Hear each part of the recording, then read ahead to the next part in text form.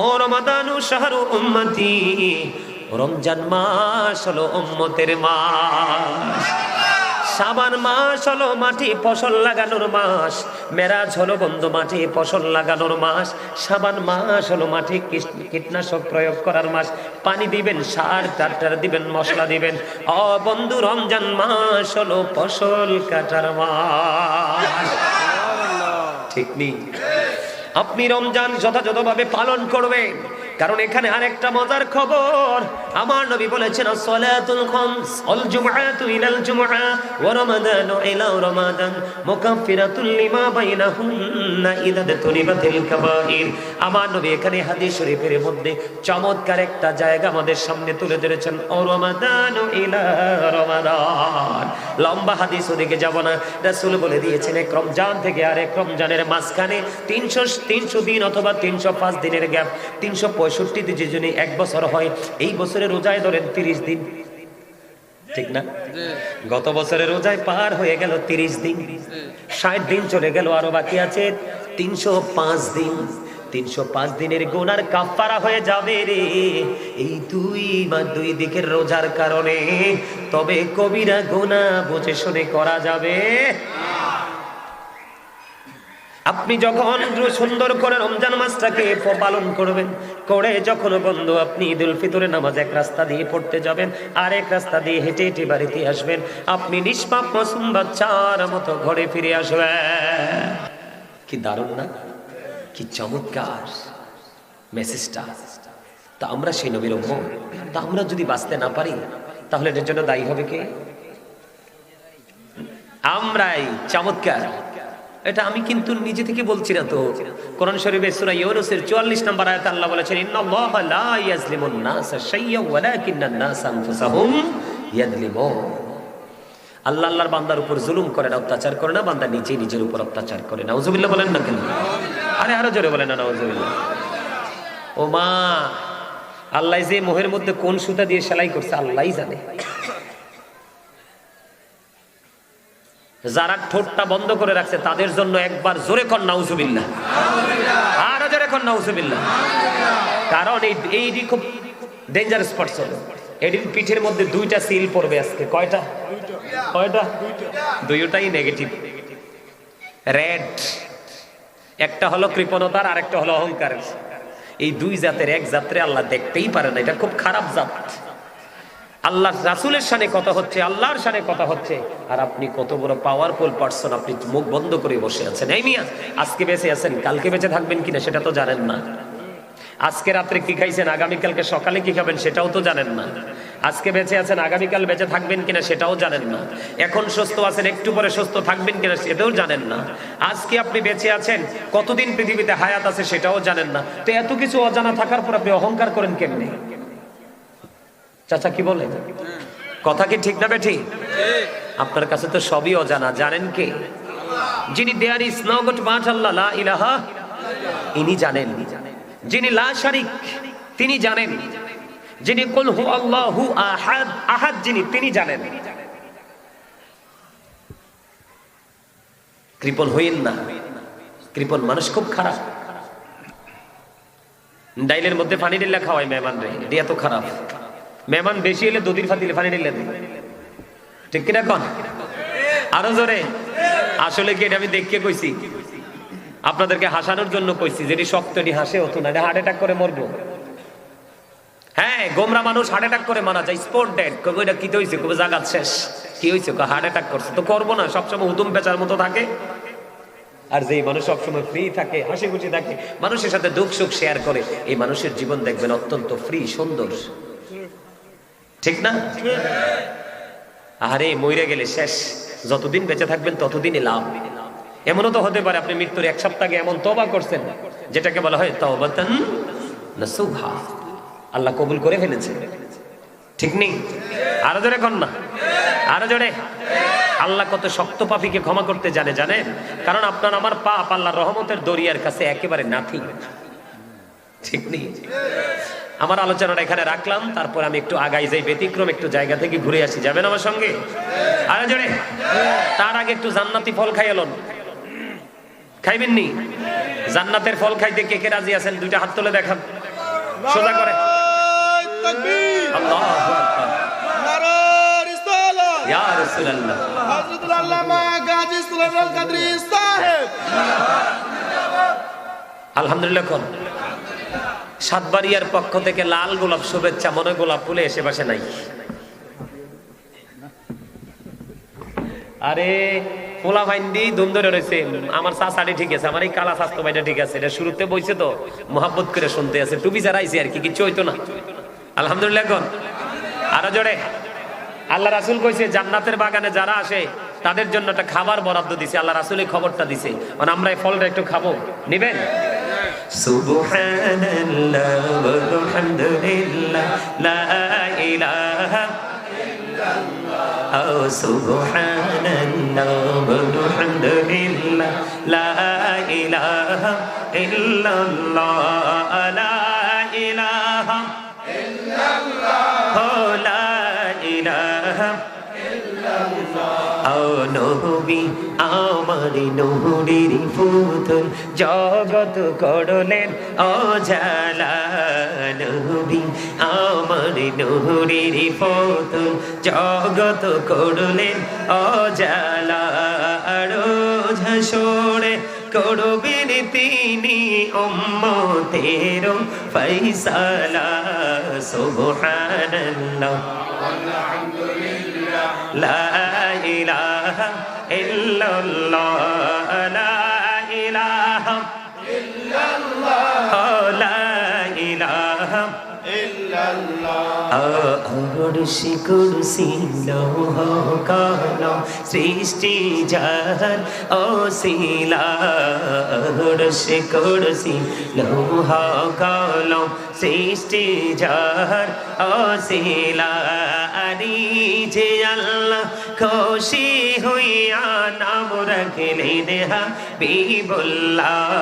সুবহানাল্লাহ আলহামদুলিল্লাহ লা ইলাহা ইল্লাল্লাহ, লা ইলাহা ইল্লাল্লাহ মুহাম্মাদুর রাসূলুল্লাহ সাল্লাল্লাহু আলাইহি ওয়াসাল্লাম।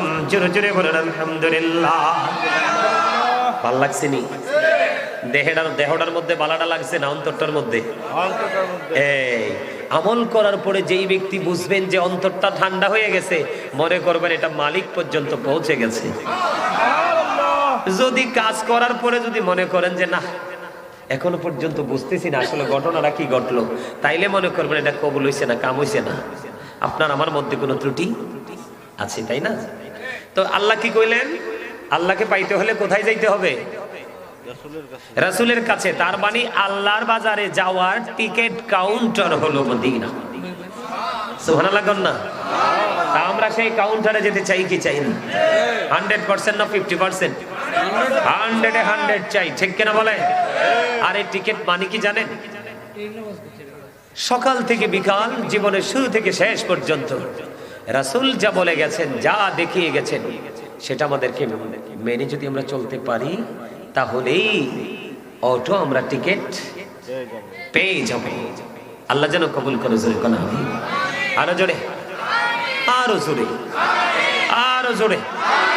একটু জোরে কইলে বালা তো শয়তান কাছেই যেত না। কারণ আপনার আমার ভালো কাজের যত ব্লগ দেয় সব শয়তানে দেয়। কিন্তু আল্লাহ মুমিন যারা, মুত্তাকি যারা, তাদের জন্য একটা দারুণ খবর দিছে। আল্লাহ বলতেছে ইন্না কাইদা শাইতানি কানা দাঈফা। আল্লাহ বলতেছে শয়তান ডিসিপশন ইজ ভেরি উইক। শয়তানের ধোঁকা মুমিনের জন্য দুর্বল। হাজার চেষ্টা করো মুমিনকে আটকাতে পারে না। তার অন্যতম প্রমাণ হলেন আজকে আপনারা যারা জান্নাতের বাগানে তারা, কারণ আপনারা আজকে বিজয়ী হয়েছেন। একবার বলেন আমিন। আরো যেরকম আমিন। এবার চাচা এবার একটু ভালো লাগে না? এবার আওয়াজটা একটু ওই কেমন মনে হয়েছে জানেননি? লবণ ছাড়া খাবারের মতো ছিল এতক্ষণ, এমন লবণটা ঠিকঠাক মতো পড়ছে, জিহ্বায় দিলেই টেস্ট। তার মানে প্রেম হৃদয়ের মধ্যে প্রবেশ করছে, আল্লাহ রহমত করছে। জোরে কোন আমিন। আরো জোরে। কোথায় ছিলাম? ওই যে তিনাতুল খাবার। কোথায়? এই ভয়ঙ্করতা থেকে বাঁচতে হলে আমাদেরকে রাসূলকে গ্রহণ করতে হবে এ টু জেড কমপ্লিটলি। এখান থেকে কিন্তু একটা ধরবো একটা ছাড়বো এমনটি করা যাবে না। কি ভয়ঙ্কর কথা, জাহান্নামীদের নাকি সবচেয়ে কম কষ্ট আগুনের এক জোড়া জুতা। সহ্য করা যায়? আরে নাউজুবিল্লাহ কন্যা, মানা যায়? পারবেন সহ্য করতে? পারবো না বন্ধু, কোনোভাবে পারবো না।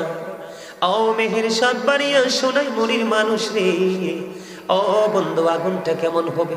পৃথিবীর আগুনের মতো নয়, এই দুনিয়ার আগুনের মতো নয়, পৃথিবীর চুলার আগুনের মতো নয়, বিয়ে বাড়ি রান্না করার জন্য আগুন সেটার মতো নয়, গ্যাসের আগুনের মতো নয়, ওই বড় বড় দালান কোঠা পড়ে যায় আগুন লেগে সেই আগুনের মতো নয়, ওই আগুন এত ভয়ঙ্কর। ও বন্ধু হযরতে আবু হুরায়রা রাদিয়াল্লাহু তাআলা আনহু থেকে হাদিস কানা বর্ণিত, আমার নবী আপনার নবী সরকারে মদিনা দু জাহানের বাদশা নবী তিনি জানিয়ে দিয়েছেন, আল্লাহ আগুনটাকে 1000 বছর জ্বালাইলেন, আগুনের রং হয়ে গেল লাল। আরে এই আগুনে হবে না, এত বেশি পরিমাণে আল্লাহর হুকুম রাসূলকে অসম্মান অবমাননা করবে। আল্লাহ রাব্বুল আলামিন আরো 1000 বছর আগুনটাকে বন্ধু জ্বালাইলেন, আগুনটার রং হয়ে গেল বন্ধু সাদা। আরো 1000 বছর আগুনকে জ্বালালো, আগুনের রং হয়ে গেছে বন্ধু কালো। নাউজুবিল্লাহ। এত বড় ভয়ঙ্কর খবর শুনলে কেউ সুবহানাল্লাহ কয়নি? সুযোগ বুঝা কইতে হইব, না বুঝলে চুপ থাকতে হবে। একে একে 3000 বছর আগুনকে উত্তপ্ত করে বন্ধু জানিয়ে রাখা হলো। আপনার আমার মধ্যে সেই মানুষগুলো অবস্থান করতেছে, আহারে পোড়া কপাল, না কাজে লাগবে তার জীবনের দৌলত, না কাজে লাগবে তার জীবনের সম্পদ, না কাজে লাগবে যার জন্য জীবন উৎসর্গ বিসর্জন দিয়ে দিয়েছে সন্তান। বর্তমানে বন্ধু যে সন্তানগুলো ম্যাক্সিমাম মা বাবার জন্য অভিশাপ। ঠিক ঠিক, বুঝেন না আমার কথা? আরো জোরে কন্যা। এই যে আমার চাচাজি যারা আছে, আমার চাচা যারা আছেন মুরব্বী ডাইনে বাবা, আপনারা যারা দর্শক সারি তুই যে ওখানে আছেন, আমি আজকে আপনাদেরকে বলে যাই যুবক, তোমরা মনে রেখো, ডায়েরির মধ্যে আমার আজকের এই কথাটা তোমরা নোট করে নিয়ে যাও। এই মুরব্বী মানুষগুলো যখন পৃথিবী থেকে চলে যাবে, এই বাংলাদেশকে হাজার চেষ্টা করলেও তোমরা বেশি দিন টিকিয়ে রাখতে পারবা না, পৃথিবীটাকে বেশি দিন তোমরা টিকিয়ে রাখতে পারবা না। বলে হুজুর কেন গো? কারণ মাথা থেকে পা পর্যন্ত তোমাদের যা কিছু লালন করতেছ সবগুলো হলো বেঈমান কাফেরদের। তুমি সকাল থেকে বিকেলে ঘরে আসা পর্যন্ত, ইউনিভার্সিটিতে যাওয়া থেকে ইউনিভার্সিটি থেকে ফিরে ঘর পর্যন্ত আসো, তুমি যা কিছু লালন করছো সব কিছু তুমি লালন করে বাস্তবায়ন করছো, এটা পুরোটাই ইহুদিদের সংস্কৃতি। এক একটা সন্তান জাহান্নামের এক একটা গোল্লা। এই পাপিষ্ঠ সন্তান দিয়ে কোনো লাভ হবে না। এই জন্য আমি আপনাদেরকে বলে যাই, যেমনি ভাবে কাঠমোল্লা দুনিয়াতে বের হচ্ছে, শুধু বাংলাদেশে আসছে, লেখা নাই পড়া নাই, হক্কানি আলিমগুলো পৃথিবী ছেড়ে চলে যাবে, আলেমগুলো চলে যাবে। যেমন বড়ুরা আলিয়া মাদ্রাসার অধ্যক্ষ যিনি এতক্ষণ আলোচনা করেছে, উনি যদি চলে যায়, ওনার সিনাই করে চলে যাবে কিতাবটিও। কথা কন না কেন বন্ধু? বড়ুরার প্রিন্সিপালকে মাটিতে তো রাখবো না, যেন রাখবো জেন্ত জেন্ত কিতাবগুলো। কথা কন না কেন? এমন মানুষ চলে যাবে, সমাধান সংকট হয়ে যাবে। কথা কন না কেন? আপনারা বোঝেন, যারা বেশি বুঝে দক্ষ ব্যক্তি যারা তোরা চলে যাওয়া মানে তাদের সঙ্গে তাদের আইন প্রণয়নটাও চলে যাওয়া। আলেম চলে যাবে, তার সিনাই করে কিতাবও চলে যাবে। আপনার কিতাব থাকতে লাভ হবে না, কিতাব বোঝার মানুষ লাগবে। এই যোগ্য যোগ্য মানুষগুলো চলে যাবে, এলেম শূন্য শূন্য, বড় বড় দাড়িওয়ালা, বড় বড় পাগড়িওয়ালা, বড় বড় মেসওয়াকওয়ালা বের হবে বন্ধু। জুব্বার সৌন্দর্যের কোনো কমতি থাকবে না, পাগড়ি হবে অত্যন্ত গ্লেজি, কিন্তু তাদের সিনা হবে অত্যন্ত অন্ধকারাচ্ছন্ন। তারা বলবাল ফতোয়া দেবে, সাধারণ মানুষগুলোকে ডিভাইড করে ফেলবে, বিভিন্ন দলে দলভুক্ত করবে। নবীজি জানিয়ে দিয়েছেন, কিয়ামতের আলামতের মধ্যে অন্যতম আলামত হলো, পৃথিবীর বুকে কিয়ামতের আলামত হলো আলেমরা। কোন আলেমরা? যাদের সিনায় নবীর প্রেম নাই, যাদের সিনায় আহলে বাইতের প্রেম নাই, যাদের সিনায় আল্লাহর ওলিদের প্রেম নাই, যাদের সিনায় সহি কিতাবের ইলম নাই। ও বন্ধু, ওই সমস্ত কথিত মৌলবীগুলো হবে কিয়ামতের আগে পৃথিবীর জন্য ফিতনা, তাদের জন্য বেশি বেশি করে মানুষ জাহান্নামে যাবে। তার কারণ হলো ও বন্ধু, তারা পথভ্রষ্ট পারসন। নাউজুবিল্লাহ বলেন না? আপনার আমার ছেলেরা এখনই দেখবেন বেদাতের গন্ধ বেশি পায়, বাবার দাদার কবর জিয়ারত করতে যায় না। কয় বেদাত কি কথা কন না কেন? কি কয় বেদাত? ও বন্ধু আমার, নবী মা আয়েশার বিছানা থেকে মধ্য রজনীতে খুঁজা পায় না, কোথায় গেল রে নবী? এবার চাইয়া দেখে বন্ধু মেরাজের রজনী। ও বন্ধু বরাতের রজনী। কোন রজনী আসছে সামনে? লাইলাতুল বরাত, ঠিক কিনা বলে? আরো জোরে কন্যা। আল্লাহ রাসূল বলেছেন মা আয়েশা খুঁজে পায় না, পরে যাইয়া দেখলেন জান্নাতুল বাকিতে নবীজি জিয়ারত করে। আর এখনকার কাঠমৌলবীরা কয় কবর জিয়ারত নাকি বেদাত। আপনাদের সন্তানেরা নাতিরা এই বেদাত ফতোয়া দিবে, কবরের ধারে কাছেও যাবে না। এখনো কিন্তু মোটামুটি ধীরে ধীরে প্রকাশিত হচ্ছে। কথাকে আমার বুঝেননি? এই জন্য বলছি বন্ধু, সঠিক এলেম সিনায় ধারণ করুন, সঠিক উলামায়ে কেরামের সাথে যুক্ত হন, ইমানকে টেকসই করুন। কোন কোন জায়গাতে ভয় করতে হবে ভয়ের ট্রেনিং নেন, নয়তো বাঁচা নাই রে। ও বন্ধু বাঁচা নাই। তোমরা জানো না পানির পিপাসায় চিৎকার হাহাকার শুরু করবে। আল্লাহ রাসূল বলেছেন এমন পানি তার মাথা দিয়ে ঢেলে দেওয়া হবে রে, ওই পানিটা মাথা দিয়ে পেটের মধ্যে প্রবেশ করবে। প্রবেশ করতে দেরি ওই ব্যক্তি প্র্যাকটিক্যালি দেখতে পাবে 2 রানের মধ্য দিয়ে সব কিছু তার ভিতর থেকে লিকুইড হয়ে বের হয়ে যাচ্ছে। এত উত্তপ্ত গরম পানি ঢেলে দেওয়া হবে রে। ও বন্ধু, এটাও জাহান্নামের আযাব।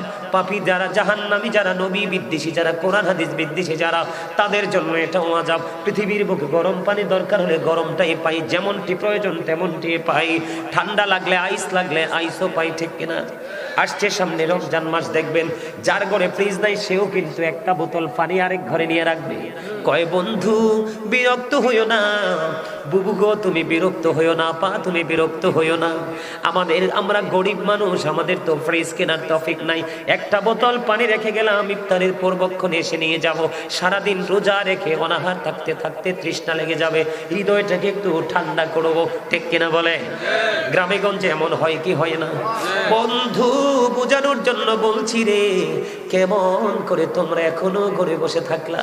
এত সুন্দর জান্নাতের বাগান কেন আসলা না? আল্লাহ কয় যারা জান্নাতের বাগানে জিকির করার জন্য আমি আল্লাহর দিকে, আমি আল্লাহকে উদ্দেশ্য করে আসে, আমি আল্লাহ তার কাছে দৌড়ে এসে ধরা দেই।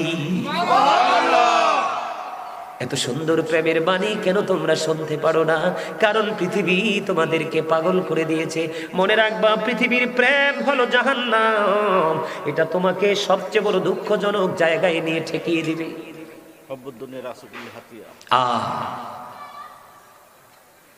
নাউজুবিল্লাহ বলেন না? আরে আরো জোরে।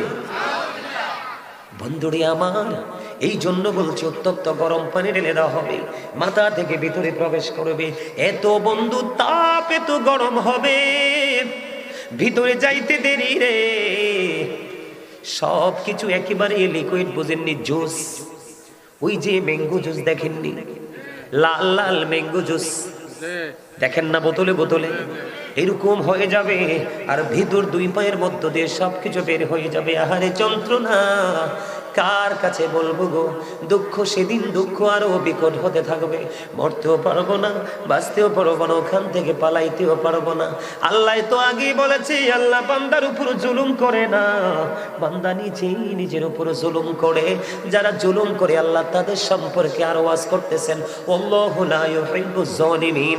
যারা জুলুম করে আল্লাহ বলেছেন, জালিমদেরকে, অত্যাচারীদেরকে আল্লাহ পছন্দ করেন না, ভালোবাসেন না। বন্ধু আরো ভয়ঙ্কর খবর তোমরা শোনো। আল্লাহ বলতেছে, ওমালি জালিমিন মিন আনসার। জালেমরা যখন বিপদে পড়বে, অত্যাচারী অপরাধীরা যখন বিপদে পড়বে রে, আমার আল্লাহ বলে দিছে তাদের জন্য কোনো সাহায্যকারীও নাই। জোরে জোরে কন্যা আল্লাহু আকবার। আজকে যারা এত সুন্দর জান্নাতের বাগান পাওয়ার পরেও আসলা না, আজকের এই জান্নাতের বাগান পাওয়ার পরেও আসলা না, তোমরা নিজের উপর নিজে জুলুম করেছো। কারণ গতকালকের সময়ের সাথে আজকের সময়ের তুলনা হয় না। আজকের দিনটা চলে গেলে আগামী দিন আসবে, ওই দিনের সময়ের সাথে আজকের দিনের তুলনা চলবে না। কারণ আল্লাহ রাব্বুল আলামিন কোরআনে বলেছেন, সুম্মা লাতুসআলুন্না ইয়াওমাইদিন আনিন নাঈম। আল্লাহ আপনাকে আমাকে নেয়ামত দিছে কি দিছে না? কথা কয় না কেন? নেয়ামতের মধ্যে জীবনের সময়গুলো হলো একটা নেয়ামত। আজকে এই মেহের সাতবাড়িয়ার মানুষগুলো কই রে? কেমন করে এখনো পর্যন্ত বৈশা রইলা? ওয়াল্লাহি ওয়াল্লাহি আল্লাহর কসম করে বলছি রে, এই মেহের সাতবাড়িয়া সোনাইমুড়ির মানুষ যাদের বিবেক আছে রে, যাদের বিবেচনা কম ব্যক্তি তোমরা, আমি আজকে বলে গেলাম আজকের এই মাহফিলের জবাব কাল হাসরের দিন আল্লাহর কাছে দিতে হবে। বাঁচতে পারবা না, মরতেও পারবা না, পালাইতেও পারবা না। কেন গো? আল্লাহ বলবে গাজী সুলাইমান ডেকে ডেকে তোমাদের কাছে কত সুন্দর সুন্দর বাণী পৌঁছে গেছে, কর্ণপাত করলা না। গরম তোমার বডি গরম, টাকার গরম দেখিয়েছো, আজকে দেখো তোমার ডাইনে বামে কিছুই নাই। কি হবে রে সেদিন? ও বন্ধু, তোমরা জানো না এত ভয়ঙ্কর হবে পরকাল, এত ভয়ঙ্কর হবে, বিপজ্জনক হবে পাপী জাহান্নামীদের পরিস্থিতি। এই জন্য বলছি, আমার রাসূল একদিন বন্ধু এই জান্নাতের বাগানটা কত বড় নিয়ামত, সাহাবীদেরকে সঙ্গে নিয়ে হাঁটতেছেন, হঠাৎ করে তিনি দাঁড়িয়ে গেলেন একটা গোরস্থানের পাশে। দাঁড়িয়ে তিনি কি করলেন? একটা খেজুরের ডাল ভেঙে দুটো টুকরো করলেন, দুটো টুকরো করে দুটো খেজুরের ডাল দুটো কবরের উপর গেড়ে দিলেন। সাহাবায়ে কেরাম প্রশ্ন করলেন, ইয়া রাসূলুল্লাহ, এই কবর দুটোর মধ্যে খেজুরের ডাল গেড়ে দেওয়ার মানে কি গো? নবীজি বললেন, দুটো কবরের মধ্যে আযাব চলতেছে, আমি নবী সেটা দেখতে পেয়েছি। খেজুরের ডাল দুটো ভেঙে টুকরো করে গেড়ে দিলাম, যতক্ষণ পর্যন্ত সবুজ থাকবে ততক্ষণ মাওলার জিকির করবি। আর এই জিকিরের বদৌলতে কবরবাসীর কবর আযাব আল্লাহ কিছুটা হলেও বন্ধ করে দিবি। কথা কন না কেন? আরো জোরে কন না। বলে হুজুর, এটা তো কবরবাসীদের জন্য নেয়ামত। কার জন্য নেয়ামত? কবরবাসীদের জন্য নেয়ামত। আপনার আমার জন্য নেয়ামতটা কেমন হবে বন্ধু শুনে নেন। হাদিস শরীফের মধ্যে এসেছে, এটা কিন্তু একটা জিকিরের জলসা। আল্লাহ রাসূল বলেছেন, জিকির করার জন্য যে ব্যক্তি 1 বিঘা পরিমাণ আল্লাহর দিকে আগাবে। আপনার আজকে আগাইছেন কিনা? আপনি আজকের মূলত মাহফিলের দিকে আগান নাই, মূলত আগাইছেন আপনার মালিকের দিকে। আমার নবীজি বলেছে, 1 বিঘা পরিমাণ যদি তুমি আগাও, আল্লাহ তোমার দিকে 1 গজ পরিমাণ এগিয়ে আসে। বন্ধু, কেউ যদি জিকির করার জন্য মাওলার দিকে 1 হাত পরিমাণ এগিয়ে আসে রে, মালিক জানিয়ে দিয়েছে, হাবিব গো আপনি জানিয়ে দেন আমার পাগলদেরকে, আল্লাহ তার দিকে 2 হাত পরিমাণ এগিয়ে আসে।